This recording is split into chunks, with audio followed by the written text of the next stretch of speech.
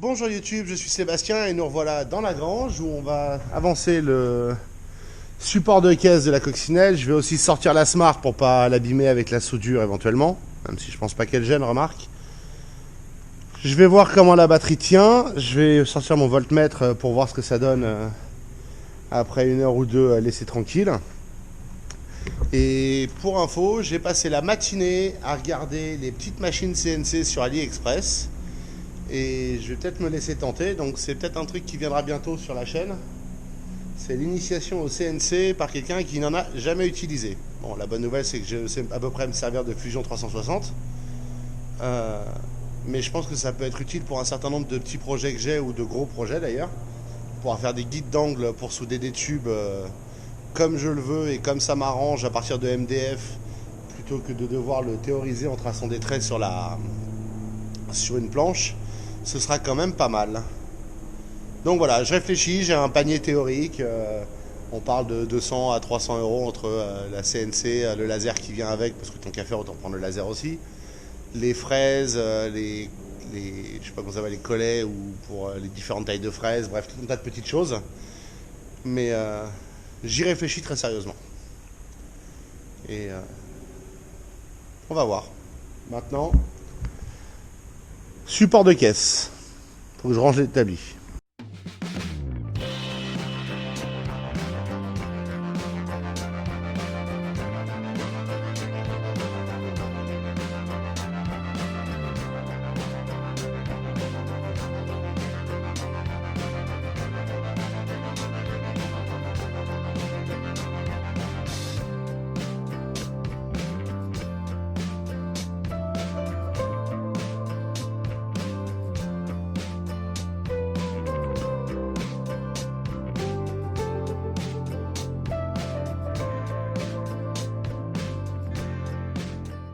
Voici donc, avec pas mal de soudure restant à faire pour compléter l'armature, mon système tel que je le voyais dans ma tête.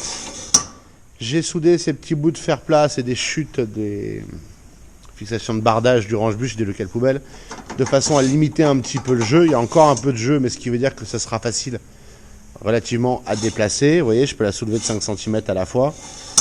J'ai fait un petit trou en haut, un gros en dessous pour pouvoir visser à travers une vis à bois dans les morceaux de bois. Ça m'évite de faire des cales, ça me permet de changer de morceau de bois si j'ai envie d'autre chose ou besoin d'autre chose. Donc maintenant il me reste à faire la deuxième armature comme celle-là, et puis après il me reste à faire un morceau d'acier qui va d'un côté à l'autre, de chaque côté, qui relie ces deux choses là, ce qui permettra d'éviter que ça se sépare bêtement. Alors, idéalement, je voudrais en avoir un en bas aussi.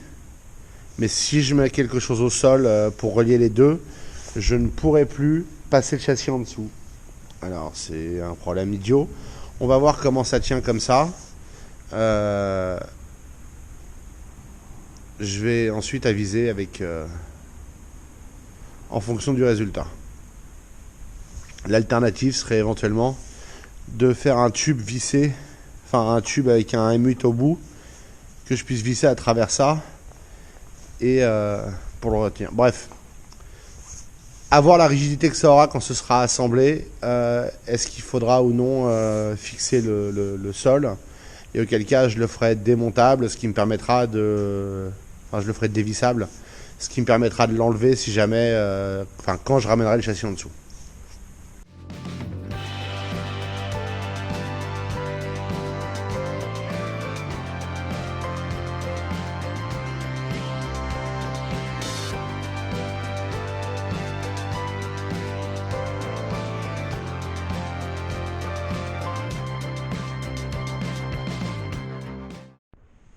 Et voilà, le deuxième support est semi-soudé. Donc maintenant, il faut que j'aille retrouver les roulettes. Je les ai, je sais, mais je ne sais pas exactement où. Parce que je ne suis pas maître de l'ordre de rangement des tiroirs dans l'atelier de quincaillerie et autres. C'est madame qui décide. Donc elles sont quelque part, j'imagine, dans un tiroir fourre-tout. Le premier est là, le deuxième est là. Déjà là, ça supporterait la caisse de la voiture. Je vais les souder un peu plus pour m'assurer que ça la supporte encore mieux. Réalistement, il faut quand même savoir que pour ceux qui s'en inquiéteraient, une caisse de coccinelle nue, ça pèse rien. La voiture entière pèse quelque chose comme 8 ou 900 kg selon les revues techniques. Le moteur et le châssis sont une partie très lourde de ça. La caisse, objectivement, une main et on peut la faire bouger. Alors c'est pas le meilleur endroit pour la prendre, mais quand je l'ai levée, j'ai levé l'avant, madame a passé la barre, j'ai levé l'arrière, madame a passé la barre. C'est pas si lourd que ça. Donc il n'y a aucun doute que ça supportera la caisse, faut pas s'inquiéter là-dessus.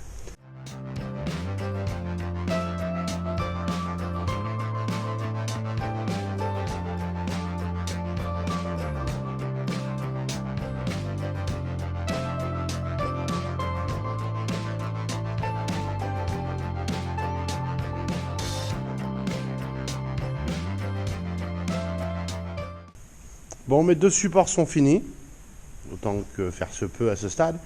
J'ai un problème de roulette. Je pensais en avoir 4 comme ça. En l'occurrence, j'en ai 2 comme ça. J'en ai 2 de la même hauteur, mais non rotatives.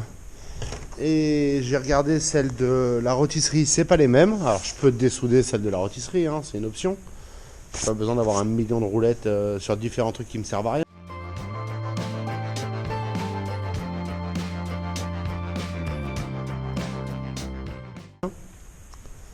Mais donc c'est pas gagné. Je vais voir demain si j'en trouve une paire au bricomarché du coin parce que c'est le plus proche et que c'est pas loin. Auquel cas je me complique pas la vie. Ou alors si je trouve pas une paire, je me compliquerai la vie. Mais je voudrais avoir 4 roues directrices. Ce serait quand même vachement plus simple pour bouger et aligner la caisse si besoin. Et côté châssis, j'ai toujours pas de plan.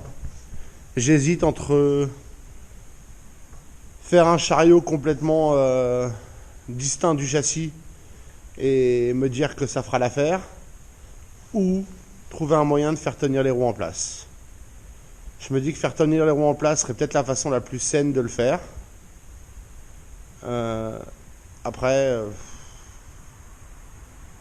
je vais réfléchir. Mais d'une manière ou d'une autre, il faut que j'arrive à faire rouler ce châssis indépendamment de la caisse. Ou alors, il faudrait que je laisse le châssis en place, que je mette la caisse en hauteur et que je la roule pour la sortir et que je la remanœuvre.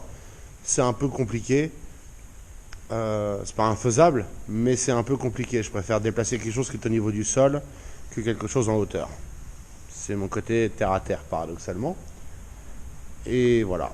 Donc, je réfléchis encore à ça. Mais peut-être qu'un bête chariot, comme on en trouve dans les supermarchés de bricolage, les grandes surfaces de bricolage, les GSB pour les intimes, ferait l'affaire. Faut juste que j'en trouve un, que je vais le faire, je peux le trouver, que je boulonne au châssis. Comme ça, risque pas de se barrer ou de glisser ou de me compliquer la vie. Et ça, il y a plein de trous à l'avant du châssis sur lesquels se fixe la caisse, donc c'est pas un souci d'y fixer quoi que ce soit. Mais je me dis que c'est peut-être la solution, c'est un chevron, 2 cales, 2 roulettes à l'avant du châssis, et on aura un châssis. Bref, pas simple, pas évident, ça s'est vite rafraîchi, je commence à avoir froid sous mon bonnet, et sous mon manteau et mon pull. Donc je vais m'arrêter là pour ce soir. Je vais laisser refroidir aussi, parce que de toute façon c'est brûlant. Et mon problème de roulette ne sera pas réglé aujourd'hui. Il est trop tard pour aller chez Bricomarché. Donc c'est la fin des haricots pour ce soir. Tant pis, j'aurais aimé avoir fini ce soir, ce ne sera pas le cas. Maintenant, c'est pas très grave parce que demain est un autre jour, mais c'est aussi le même jour, puisque rien ne change, à part éventuellement le soleil et la température. Donc je vous remercie d'avoir suivi cet épisode. Je vous souhaite une bonne soirée. Et puis dites-moi si vous avez une expérience avec les petites machines CNC. Je regarde la 3018, la 1419 et la 3040 ou 4030 sur AliExpress. C'est globalement ces options raisonnables. La dernière est beaucoup plus chère. Je ne suis pas sûr que ça vaille la peine pour débuter à apprendre. Je me fais pas d'illusions sur le fait d'usiner de l'acier avec, soyons clairs. Mais de l'alu éventuellement, du cuivre, du laiton, des choses comme ça. Il y a des tas de choses qu'on peut faire, j'imagine. Plein qu'on ne peut pas faire non plus. Si vous avez une expérience, Dites-moi ce qu'elle peut faire, dites-moi de quoi elle est capable. C'est ce que je cherche désespérément comme info et qu'on ne trouve pas. Donc si j'en achète une, je ferai la vidéo disant ce qu'elle est capable de faire. Mais à défaut, je suis encore en mode recherche comparatif, essayer de trouver des infos. Merci.